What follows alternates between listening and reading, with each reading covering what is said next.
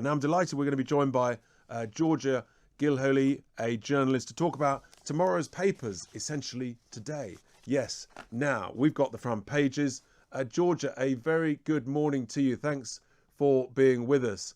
And I've got here, actually, I think it's the appropriate one to start with, Georgia, is the Daily Mirror. It's a wonderful, wonderful picture of the Queen in front of her Christmas trees and with a photo and brooch tribute to the Duke of Edinburgh, with a wonderful photo on her desk of them together. That does seem very fitting, doesn't it? Yeah, absolutely. I think we were all aggrieved to see earlier this year, the passing of Prince Philip, and also those, really devastating pictures of the Queen herself sort of sitting in the row during the funeral, completely alone because of the COVID restrictions. Just obviously, mourning a man who she'd been with, since she was, very, very young, spent her entire life with him. So I think, yeah, it's excellent that there's going to be, a proper memorial service for him next year. It's just a shame it couldn't have happened sooner, I suppose. Yes, that's Yeah. right. No, just hearing that on the news, it's a magnificent picture of the Queen. It really is. I'm looking forward to the Queen's speech. But interesting, the other picture at the top of the tomorrow's Mirror is a picture of, here we are, you guessed it, it's Harry and Meghan. They're sort of enjoying their privacy by being public. And it's one of the first pictures, isn't it, of baby Lilibet? Mhm. Yeah, interesting that they sort of named her after Elizabeth. I guess that's like a nickname that actually I think Prince Philip used for Elizabeth. Yeah, I mean, it's kind of I think is it in their Christmas card, or is it just a public photo they've released? Because it kind of makes sense if it's from a Christmas card. A lot of high profile people, have like a certain picture they send out on their family Christmas card. But we obviously, it's just the classic thing with them, isn't it? They're very public, though they say they don't want to be. It, But it, I it, guess it's a nice picture of the family and the children. So it you is know. absolutely a nice picture of them. It's interesting how the Daily Star have interpreted it. They've got it in the same top right hand corner. They've actually this is a weird. They've blacked out the eyes of Harry and Meghan, and they've described it as the world's shyest couple to try to outdo the world's most famous granny. That's, I mean, that Yeah, I think obviously one of the reasons why the Daily Star has actually, I think its sales have actually gone up in recent years because it's sort of cornered that satirical side of the tabloid market quite well. But obviously they're sort of being playful with their wording here. I don't think it's probably not a deliberate attempt, by Harry and Meghan to outdo the Queen. Though obviously I do think publicity is very much at the front of their mind with everything. I think might be a bit unfair to say that about them in this case. Yeah, I mean, it's extraordinary when you look through the various papers. That same picture it's half the spread on the Daily Mail. It's without so yeah, they really are. I mean, talk about it's a great picture, but it does seem pretty extraordinary to me that they've essentially really are trying to outdo the Queen, who's also, of course, on. She covers the full front page of the Daily Express, where the headline is "The Queen shares the pain of her loss." Yeah, it's interesting. I mean, obviously, with these kind of things, you never really know the ins and outs. I guess until the historical documents and the memoirs come out years later. Like I'm saying, it could be possible that it's intentional. I don't know if they would have scheduled this on the same day purposely. But I think, I'm willing to accept that they are kind of they could be inclined that way. Seriously, Georgie, are you saying that it might be just a pure coincidence? I wouldn't go that far. I think these No. people, these kind of people in these positions, they have, PR teams. They know what's going on. Basically, nothing is a mistake, I think, usually. So it could well be. I mean, they probably knew this was going to happen, so it's not surprising. It'll be quite interesting actually to see the reaction when the public see that tomorrow morning. They see that essentially they are competing with the Queen. I'm not sure that's going to go down very well, actually. I think there'll be quite a lot of anger that Harry and Meghan once again are trying to share the limelight, with the most famous woman in the world at a time when she's talking about, the loss of her husband, the Duke of Edinburgh. Yeah, I mean, it's probably, as you're saying, if it was deliberate, I mean, it's definitely not the best thing to do, sort of on the same day she's releasing this information to release that picture. You know that they're going to be vying for the headlines. I think you're saying about what people's reaction will be tomorrow, or I guess it's already tomorrow, so it's today. You know, public perception of Harry and Meghan is already quite low in the UK, and it has been for a while. So this certainly won't help things, so to speak. It certainly won't. So they're on the front page of the Daily Mail. Again, it's a bigger version of the same. And the headline is, as the Sussexes show off the family for the first time and are set for a palace olive branch, there's a poignant festive message from the Queen. Yeah, I mean, they literally are competing head-to-head, 50-50. I think it's going to go down pretty badly. Yeah, especially when the Queen's announcement, or you know, the palace's announcement, it's not something sort of it's not something small. You know, she's announcing that she's going to be, you know, giving this tribute to her husband. Obviously, Prince Philip on his own is this just iconic figure, you know, a real cornerstone of British culture and of the royal family was for decades. So it's not sort of petty. I think it's, you know, this will be actually, you know what, even if it's not deliberate, it's going to be perceived as deliberate, right? But I think you're onto something. I think they probably wouldn't have released this picture, you know, the same day. It's quite possible that it is at least in part deliberate. So yeah, not going to go down well. It's interesting because the Daily Mail is obviously sort of associated with being highly critical of Meghan and of Harry recently. I say recently, the past few years. And I think their headline's actually pretty conciliatory, sort of as in, you know, they're offering an olive branch, blah, blah, blah. I'm not really sure if releasing a picture counts as an olive branch. Well, particularly when... Yeah, I've not read the whole story. Particularly when, for example, the Queen has had to make the significant change to her traditional Christmas plans and schedule. She's had to cancel her Windsor dinner, and now she's not even going to Sandringham. She's staying at Windsor, in a sense, reflecting the government suggestion, the government, not official guidance, but sort of recommendations. And she's leading the way with that sense of duty, of commitment, of dedication, of public service.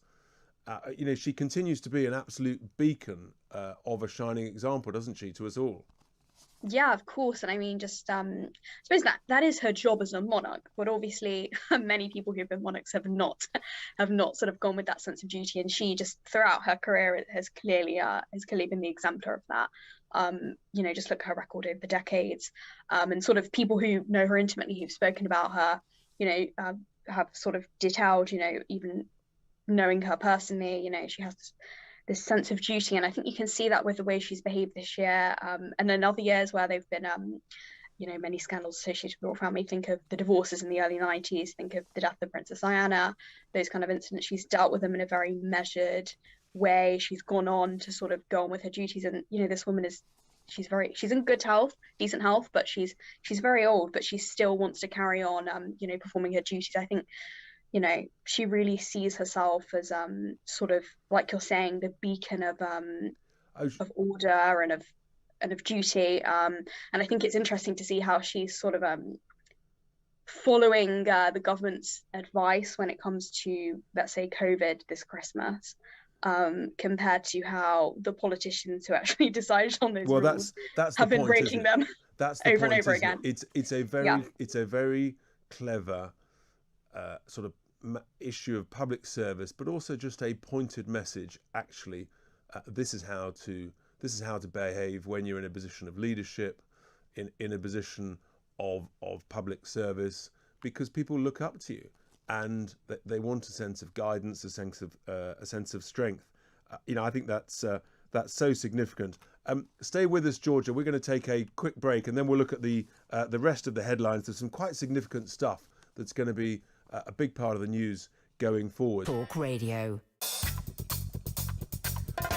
Welcome back to Tice Talk here on Talk Radio. We're into the third and final hour of this show where I'm standing in for James Whale, and we're looking at the papers, today's papers that everyone will wake up to in the morning. We've been talking about the amazing picture of the Queen, but now we move on to some other matters. And looking at the Daily Telegraph, Georgia, welcome back.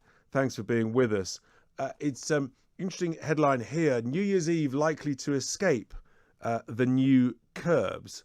I'm assuming that's referring to England, but it almost infers that there are more curbs coming despite the positive Omicron news today. Yeah, I think with these kind of headlines, you always have to sort of take them with a pinch of salt, especially we obviously know that the Daily Telegraph have quite, quote, close relationship with the government. So it's sort of, it takes a line generally, not always. The Daily Telegraph does some great journalism, but takes a line that's sort of a bit more advantageous for the government. And obviously, I think at this point, their line is very much, we are not ruling out further restrictions, but we don't want to bring them in, blah, blah, blah. And obviously, today we've had just more confirmation, really, further evidence that Omicron is generally quite mild and sort of less of a danger to people in general. However, so a headline like this, for example, it's advantageous because I think the Daily Telegraph is sort of trying to spin it as, okay, this evidence shows that the Omicron variant is quite mild, so maybe we, won't have New Year's restrictions. However, the government's actual line is we're not ruling out further restrictions, as I just said, and that's been the line throughout. They're finally balancing things, so to speak. That's what Boris Johnson has said. That's what ministers have been saying all week. However, I think the issue here, it's always been the issue with COVID, actually, and especially right now, given that we know, as I said, Omicron is quite mild so far. Yes. The idea is that it could still overwhelm the NHS, and this is because the NHS has major issues. It has staff shortages, inefficiency, a backlog of about 6 million routine appointments. The issue here is that Omicron could still overwhelm the NHS anyway, and in that case, the government will implement further restrictions, or it will try to, because it's going to be a disaster. And the reason for this is because the NHS, it needs reform. And you can actually see there's another headline on the front of the Daily Telegraph today, sorry, because it's past midnight. They've brought in a banker now to overhaul NHS England. Okay, yes, I guess the idea that tell us about this. What's going on here? This is a former banker, Richard Meddings. He's going to be a creative director, or he was a former creative director at Credit Suisse in the Treasury. So I think the idea of this is that sort of, someone with a finance background, they might have better ideas when it comes to efficiency or funding, blah, blah, blah, that kind of thing. But I think with things like this, it always, obviously we don't know the details yet, but it always comes across as a bit token, just sort of transplanting someone from the private sector to try and look as if this is going to make everything better.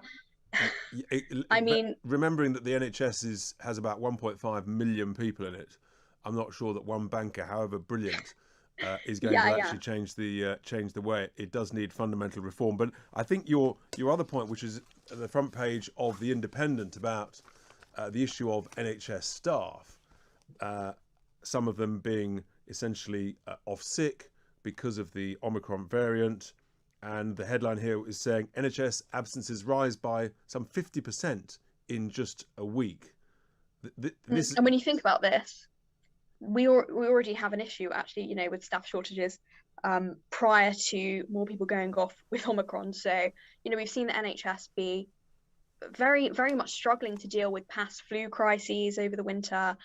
So more people being off because they're either quite sick with Omicron or something else, or because they've been made to self-isolate even though they're not really ill. That is going to cause a massive issue on top of the other ones, sort of compacting the other issues with the NHS. And like you're saying, okay, bringing in someone who might have talent in the finance industry, okay, that might improve things a little bit, but this is a system that really needs root and branch reform. It's not good enough if people, can't use their own health service basically right now. I think this could be a real tension point actually, where so many people are going to say, well, hang on, this Omicron is much milder. They've reduced the isolation period down to 7 days, and in a sense, if it's as mild as flu, for example, well, people go back to work.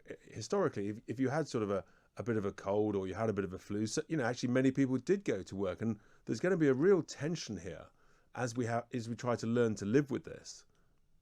Yeah, absolutely. And thinking aside from COVID, I wonder if this will sort of impact our culture in relation to illness quite differently in the long term with other illnesses. So, for example, will people be, terrified of getting a cold or passing a cold on?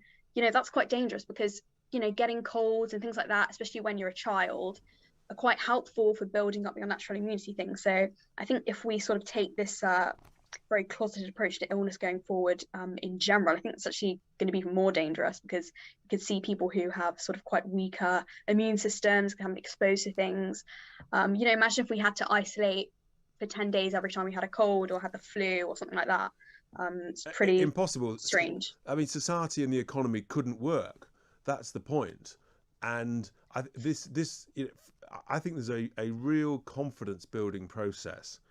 And what really troubles me is the sort of suggestion, well, in order to protect the NHS, essentially we're all going to have to have restrictions every winter to help protect the NHS. Maybe the NHS could protect itself by being better managed, better organised, so that actually it's always got a level of contingency.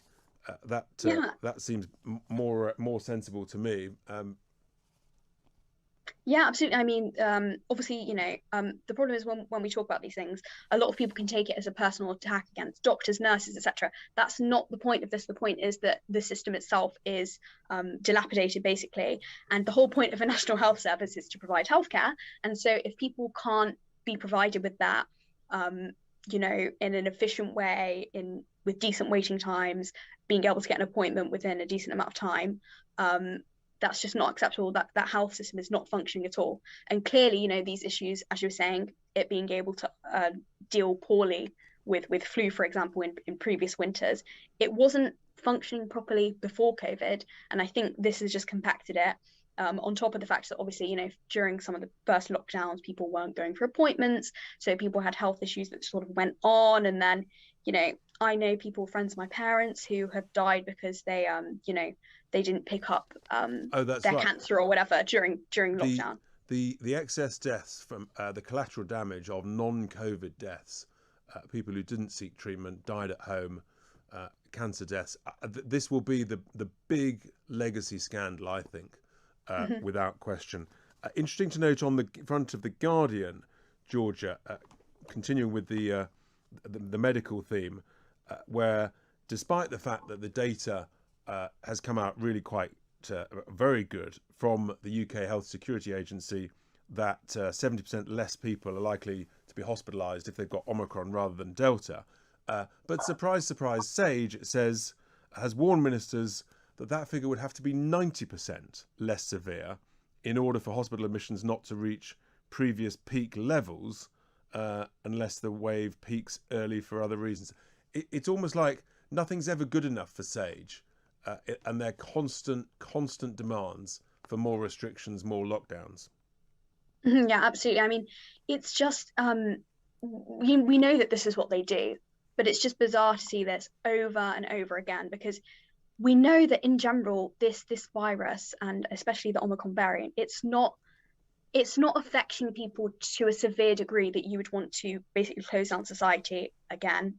And the idea that something has to be 90% less severe than before, more than other variants, to justify people not being locked in their homes, not allowed to see family members, businesses being absolutely ruined, which has already happened times over. I think it's just insanity, to be honest. And I think that, like I was saying, in terms of other health conditions, is this something we're going to be doing for flu, for sickness bugs going around in future? Is this just our attitude now, that we close down society when we have a virus that's sort of mild going around? We can't. I'm absolutely clear on that. And I think if that's a suggestion, then there's going to be just ongoing challenges and division ahead, and we have to bring the country back together. And the only way to do that, in my view, is to reform the health service. Whilst we've been talking, Georgia, we've got a tweet in here from, I think it's Mr. T, on the Harry picture. This is quite interesting. How on earth, a little swear word in there, I'll avoid it. How on earth has Harry timed the pic? They live in a different country with a different time zone. It's the media who've decided to print a pic taken from the Queen's speech and bunch them together. I am not so sure, Mr. T. I think they're smarter than that. I think you can be in a different time zone in a different country but you know how the media works, and you know that you are essentially one of the hottest properties in terms of the news. Just carrying on, Georgia, looking through the I newspaper is a little bit more optimistic than the Guardian, with a series of bullet points on Omicron, that the threat is easing. Sorry, I don't have that in front of me. That's all right, you don't have the eye. So the eye is saying No, new hope on Omicron as lockdown threat eases, and they're referring to the various bits of data, but they say, here's the thing, the expert remained concerned at the high case rates. An estimated 1.4 million people have the virus. That, I think, is the first time I've seen that. And they also do refer to the NHS staff shortages, almost 19,000 health workers off because of COVID. But actually, there's no breakdown, interestingly, of those NHS workers who are off between what I would call frontline staff and the huge quantity of management, bearing in mind that the breakdown of frontline staff to management is almost 50-50. Yeah, that's pretty interesting. I don't know whether, it's better to sort of frame it as, if you wanted to say be in favour of more restrictions, to frame it as, there's a ton of people off. But I think to be honest, it's more important if frontline workers are off, but having, people who are in a bureaucratic capacity is also pretty bad, because, they're the people fielding the calls, booking the appointment, if you can get an appointment, that kind of thing. They are still sort of vital cogs in the machine. So I think, obviously it's worse if there are more doctors and nurses off, but I think it's still bad that there are, desk workers off. And it's interesting that, the high number of cases. I think this is something that, obviously we should talk about, but I think that it's increasingly irrelevant to calling for restrictions, because, okay, there's so many cases, because most people are vaccinated, it's basically irrelevant. But obviously it's irrelevant for most people anyway, because COVID was a mild illness for most people, especially most young people. And, in London right now, I've just left for Christmas, but a lot of my friends were getting Omicron. It's just a sniffle, basically. It's just that, they had to self-isolate. That was the annoying part, really. It wasn't the actual virus. So I think that it's good that more people are getting it, because they're building up their immunity. It's going around as right. diseases do. It's not a major issue that there's a lot of cases. That's exactly right. We're going to go to the bottom of the hour in a second, Georgia. If you can stay with us, that would be great. Just to finish off the papers, we might take a quick call as well. We've got a couple of tweets just come in here.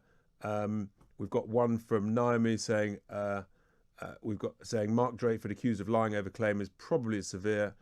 Health expert attacks the Welsh minister. It's a really significant overstatement that Mark Drakeford has made there, without question. Anyway, stay with us. You're listening to Tice Talk.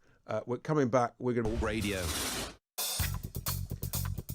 Welcome back to Tice Talk here on talkRADIO. Richard Tice standing in for the incredible James Whale for the second evening. And we've been just doing the paper review with Georgia Gilholy. We've been looking at the pictures and of the Queen on many of the front covers, but also talking about the reporting of the Omicron data, the staff shortages in the NHS. But also there's another one here I just want to pick up, Georgia, on the front page of the Daily Telegraph, calls for VAT cut in Energy Bill's rescue plan, because I think this could be a massive issue going through next year. Actually, I'd read about it earlier. Just to be clear here, the issue here is that the price cap for so many people is going to be lifted in the early part of next year. And I read elsewhere, Georgia, that the cap could increase by some 50% to around £2,000, which for many people would be absolutely catastrophic, and I think could be a massive political issue. Yeah, absolutely. Unfortunately, we've seen over the past year scores of British energy firms collapse. I think it was sort of like 10 within September and October, which is obviously an extraordinary number, and the prices are really soaring, especially the wholesale gas prices. But obviously, because we have the energy cap in the UK, it means that the consumers so far have only had to pay a bit more. So it was raised, I believe, already in October, and it will be raised again, or they'll consider raising it again ahead of April. And so, like you're saying, these companies are really desperate to shift some of these higher prices onto the consumers because it's crippling them. However, this is obviously a massive issue for most regular people who don't necessarily have the spare cash to be forking out for more energy bills when we go into the new year, especially as we see wages aren't really going up That's right. at the same rate as inflation. That's right. I think I read that 26 energy suppliers, have gone bust this year, as you say, about 10 in just a couple of months.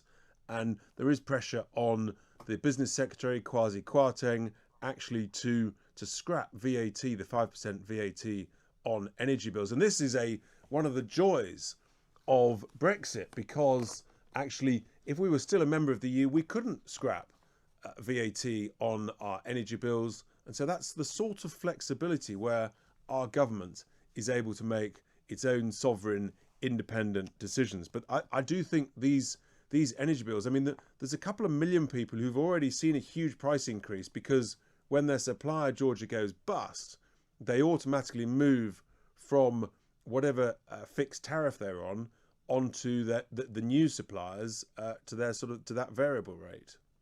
Absolutely, yeah. We've already seen a lot of people crippled by this in the lead up to the winter, and I guess we'll see the full extent of that sort of as it gets colder. It's actually been relatively mild so far. I hope that the winter will stay mild. Actually, the problem is that it's good that we can slash this VAT rate. I think that will help the companies, will help consumers. The problem is this is a long term. The energy shortage issues, they are to an extent a global issue, but they're also a result of long-term government mismanagement of the energy industry. We have the ability to generate our own power, whether it's nuclear, whether it's gas. However, what we're doing is sort of, fiddling about with wind, which doesn't really do much for us, and solar power. And then we're importing gas from Norway and other places. So we could just use our own gas. We could invest in nuclear, which is clean, the cleanest form of energy. And we're importing but we're not doing that. That's right. And we're importing gas from Russia. And when I was of course, when I was we're reliant on dictatorships for our energy in part. And also, the government a few years ago got rid of our storage capacity for gas. They got rid of it because they thought, we don't need it. Well, the whole point of having a storage capacity is for emergencies. Exactly. Well, you'll be interested, Georgia, to know that when I was knocking on doors in the Bexley by-election, I was saying that we should be using British gas, we should be using our own shale gas that's under our feet, and also that we shouldn't be buying Putin's gas or Macron's electricity. And exactly as you've just said, people actually are very patriotic and they want to use our own gas, our own oil. And, everybody wants to do their bit for cleaner air and the environment. But people know that it's wrong to be essentially not using our own gas and being exposed to world markets and Putin tightening the supply of gas supplies across Europe. Yeah, absolutely. So as I was saying, it is a global issue, and you see sort of in Germany, for example, a very, very odd attitude. They stopped their nuclear capacity, actually shut down some of their nuclear reactors in recent years following the Fukushima incident in Japan, and then they're becoming reliant on Russian gas. So what's it going to be? Are you going to try and invest in nuclear energy and make it as safe as possible, or are you going to rely on dictatorships for oil, for gas? I don't think that's a sustainable way to manage your energy market. And as you say, I mean, it's just completely scandalous that we've allowed our storage capacity of gas essentially to be outsourced to the Netherlands. But the truth is, when there's a real crisis and there's a real shortage, if there's a Europe-wide shortage, do you really think people in the Netherlands are going to send gas in their storage tanks back to the UK, even though there's a contract? I'm not so sure. No, exactly, because of course, as a sovereign nation, it's their right to prioritise their energy resources for their own economy. That's just sort of makes sense. It's common sense for a government to do that. So why would they? And to be honest, it's our own responsibility. It's not their responsibility, right? So we should be fixing this issue rather than sort of papering over the cracks, So rather. two more issues, Georgia, just to pick up. One, which is a very significant issue following on from what we've just been talking about, Putin and Russia. It is potentially, it's noteworthy, it may or may not be significant, that Putin has agreed to meet with Russian officials, or his officials, in the new year. Talks about Ukraine, the mass build-up of Russian troops just outside the Ukraine border. And it's potentially significant, but it feels to me that Putin is just, he's essentially teasing and posturing and playing games with the US, the UK and Western nations. Yeah, absolutely. I think that the problem is with a lot of people, they don't really understand Russia. They still have this sort of maybe Soviet Cold War mindset of Russia as this, vast superpower that's this huge threat to Europe, to the UK. I think that Russia is a threat, and it has meddled in things, and it does still have, some military power. But Russia, realistically, think about it. It's surrounded on all sides. That's the nature of Russia. That's why it has sort of had this expansionist edge throughout its history. It does not want to invade the Ukraine. It will avoid it. It will avoid the invasion at all costs. I think what this is about deterring sort of NATO and the EU from gaining more of a hold on Ukraine. Because think about it, the Northwestern European plain, securing the Ukraine as sort of an ally or a buffer from the West is vital to Russia's national security. Now, we may not agree with the principles of the Russian government. I know I definitely don't. However, if you think about it from Putin's mindset and from the Russian government's mindset in terms of their national security, their military strategy, shoring up their, supply routes in that area, it makes sense. I mean, so this is why they're doing it, and this is sort of historically why they've been interested in Ukraine, and it's also why Germany's been interested in Ukraine. It's a very sort of it's a very arable area. It's always been sort of the the breadbasket of Europe as well. So there's a lot going on there, but I think that it is posturing to an extent. Yes, but continental Europe have so exposed themselves. They import almost 50% of their energy needs from Russia. Georgia, just a final story which caught my eye a bit earlier in the newspapers. Aldi champagne at £13.99 a bottle is the second best seller this Christmas, behind Moët and Chandon, after a blind tasting that showed that actually it was a fantastic champagne, and it was the equivalent of £25 a bottle. I'm sure our listeners will be looking for a bargain and a best deal, and that sounds like a cracking deal. Absolutely, it's Christmas, or it's Christmas from tomorrow, so I would say go ahead. And I think excellent news. Well, it feels like Christmas already. Georgia, thank you so much for your thoughts on the newspapers. That's absolutely brilliant. Some fascinating insights into some of the big issues of the day.